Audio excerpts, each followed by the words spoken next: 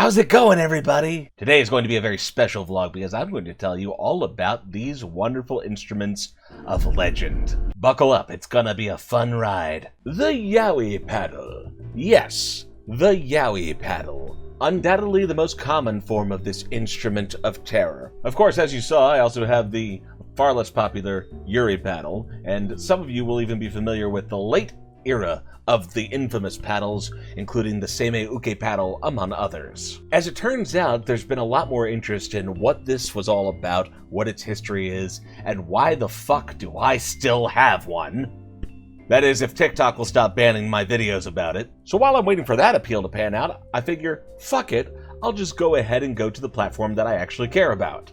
Now, if you look closely at this, you'll of course notice on the handle is written the official Hen Da Ne initiation paddle. Hen Da Ne is an infamous dealer in the con community scene, and they specialize in doujinshi and other adult products. It's worth noting that they are not the only ones to ever make yaoi paddles. Especially towards the late 2000s, there were a lot of other people trying to make them or make similar products. But Hen Da Ne is not only where the story of the paddle begins, it is in fact the most iconic look of this paddle throughout otakudom. It's the one that you still see referenced on t-shirts, stickers, and on people's cartoon blogs. And what I find most strange perhaps is that a lot of people like talking about this without ever having felt the power holding one in your hands. So where does the saga begin? Roughly in 2002, there was a gentleman who decided that as a joke, he's going to take this cheap wooden craft paddle, scroll yaoi on it, and he gave it as a gag gift to one of the guys at Hen Da Ne. That was kind of like a mascot of sorts that they hung up for a year or two. And then someone realized, you know what? We could market this shit and charge $35 for it. And behold, the very first yaoi paddle form was born. Debuting in 2004 at big cons like AnimeExpo and Otakon, the original yaoi paddle looked a little bit different from the ones that I have. You get the feeling that they didn't really have mass production in mind when they first started out with this idea. But the paddle was a hit and quickly became embedded in the con culture. Even if you yourself didn't want one, you saw a bunch of people having the time of their life with that paddle, and you know what?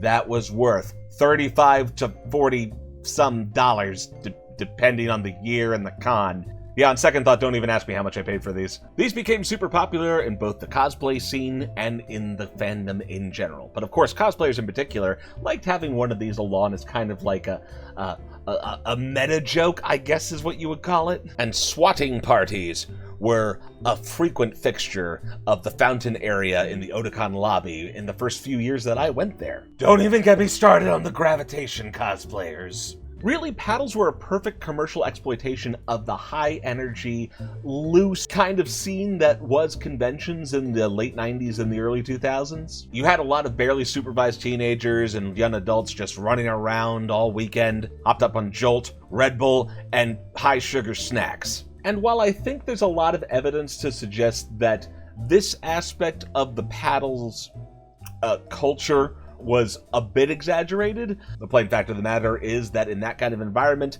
eventually people just started kind of going around and smacking butts with or without obtaining prior consent. It was a trope for a long time. Half the fun of getting a yaoi paddle was to signal that I am also holding the power. Dare you swat me, sir? I shall swat back even harder. And in the con culture of the time, that was almost like a perk of going, never quite being sure whether or not you would get a smack on the behind. But as with many other aspects of con culture, once the fandom started growing past a certain point, once new people started coming in, once just a few too many people were annoyed by the guy in the dealer's hall screaming, "Yaoi!"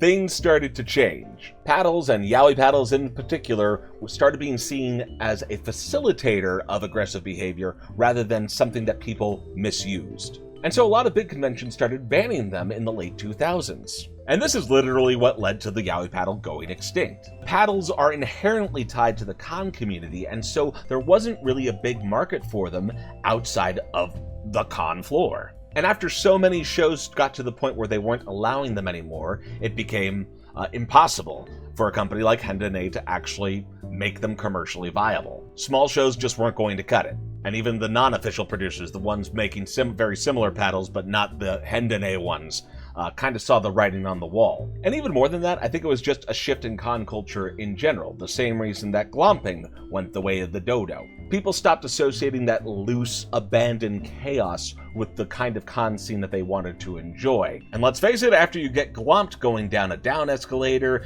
your perspective on the safety issues starts to change. Speaking of safety, there is one myth about the Yaoi Paddle that I would like to address right now. I think a lot of the recent attention for the Yaoi Paddle comes from a rumor that has popped back up to the surface from back in the day that someone was hit with a Yaoi Paddle so hard that they became wheelchair bound.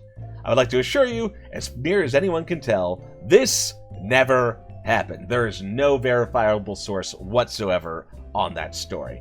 And in fact, if I'm going to be completely honest here, I might actually know how that story came about. I'm pretty sure someone came up with that bullshit story during the Bleach panel year at Otakon. For those of you not in the know, that year there was something called the Bleach panel that was actually the 4chan panel from the previous year, just submitted under a fake name. It got canceled after about 20 minutes, but it did happen. And if you've never been on 4chan, you should just know that they kind of have this cyclical animosity of being secret weebs themselves, but really, really, really hating weebs. I mean, in one light, you could say that the people who bought Yaoi Paddles were the very first true weebs in our community. So on the whole, I'm not going to say that Yaoi Paddles didn't present a concern for security and safety, but at the same time, with the limited body of evidence at my disposal, I would say it's a pretty good bet that glomping caused more semi-permanent to permanent injuries in our community than the Yaoi Paddle. Be that as it may, that's why the paddle basically went extinct in the community after about 2010. And you can really break up generations of conventions between the old and new by whether or not somewhere buried in their rules segments, or at least their old version of the rules, paddles are still listed as banned. A bunch of newer cons, if you know where to look, never bothered even addressing this. So, could Yaoi Paddles make a comeback? Well, I don't know, but I will say this.